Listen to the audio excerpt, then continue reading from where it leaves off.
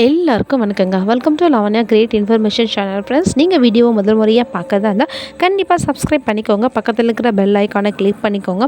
அப்போ தான் நான் போடுற வீடியோவோட நோட்டிஃபிகேஷன் உங்களுக்கு உடனுக்குடனே வரும் ஃப்ரெண்ட்ஸ். வாங்க இப்போ நம்ம வீடியோக்குள்ளே போகலாம்.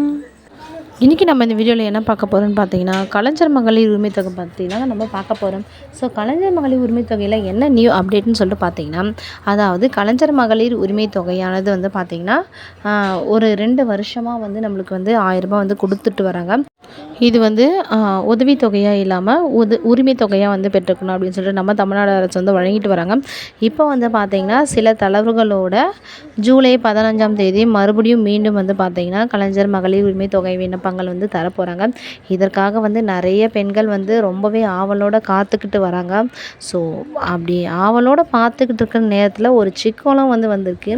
என்ன சிக்கல்னு சொல்லிட்டு பார்த்திங்கன்னா, அதாவது இப்போ வந்து ரேஷன் கார்டு வந்து பார்த்திங்கன்னா நம்ம நிரந்தரமான ஒரு அட்ரஸில் இருப்போம். ஸோ நம்ம அங்கேயே வசிக்கிறதால நம்மளுக்கு எந்த பிரச்சனையும் இல்லை.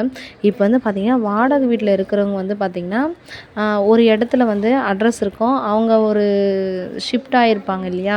ஏன்னா இதுக்கு நடுவில் 2 வருஷத்தில் வந்து கண்டிப்பாக ஷிஃப்ட் ஆக வாய்ப்பு இருக்குது. ஸோ ஷிஃப்ட் ஆகிறவங்க வந்து பார்த்திங்கன்னா கண்டிப்பாக அட்ரஸ் வந்து மாறுபடும். ஸோ அந்த மாதிரி மாறுபடுறவங்களுக்கு வந்து இது வந்து ரொம்ப பிரச்சனையாக இருக்கும். ஏன்னா வந்து நம்மளுக்கு வந்து அட்ரஸ் வந்து ஒரு மெயின் ப்ரூஃபாக வந்து தேவைப்படுது. ஸோ அட்ரஸ்ன்றதால வந்து பார்த்திங்கன்னா ரேஷன் கார்டில் ஒரு அட்ரஸ் இருக்கும். ஸோ அந்த அட்ரஸை வச்சு நம்ம அப்ளை பண்ண முடியாத ஒரு சூழ்நிலையாக வந்து இருக்கும். ரேஷன் பொருட்களை நம்ம போய்ட்டு அந்த ஊருக்குள்ளே நம்ம என்ன தான் வெளியூருக்கு போயிருந்தாலும் அந்த ஊருக்குள்ளே போய்ட்டு வாங்குவோம். ஸோ ரேஷன் பொருட்களை வாங்குறது பிரச்சனை கிடையாது. ஸோ ரேஷன் கார்டில் அட்ரஸ் சேஞ்ச் ஆகிருக்குது தான் பிரச்சனை. ஸோ இந்த மாதிரி அட்ரஸ் சேஞ்ச் ஆகிருந்து வாடகை வீட்டில் இருக்கிறவங்க வந்து கண்டிப்பாக வந்து அந்த ஜூலை 15க்குள்ளே நீங்கள் வந்து சேஞ்ச் பண்ணிக்கலாம். உடனடியாக வந்து சேஞ்ச் பண்ணுற மாதிரி ஆப்ஷன் இருக்குது. ஸோ அந்த ஆப்ஷனை நீங்கள் யூஸ் பண்ணி நீங்கள் சேஞ்ச் பண்ணிக்கிட்டிங்கன்னா உங்களுக்கும் இந்த மாதம் 1000 ரூபாய் வந்து கிடைக்க யூஸ்ஃபுல்லாக இருக்கும். இந்த வீடியோ கண்டிப்பாக உங்களுக்கு பிடிச்சிருக்குன்னு நினைக்கிறேன். 1000 ரூபாய் அப்ளிகேஷன் போடுற உங்களுடைய ஃப்ரெண்ட்ஸ் அண்ட் ஃபேமிலிக்கு இந்த வீடியோ ஷேர் பண்ணிக்கோங்க. அவங்களுக்கு ரொம்பவே யூஸ்ஃபுல்லாக இருக்கும். தேங்க்யூ ஃபார் வாட்சிங்.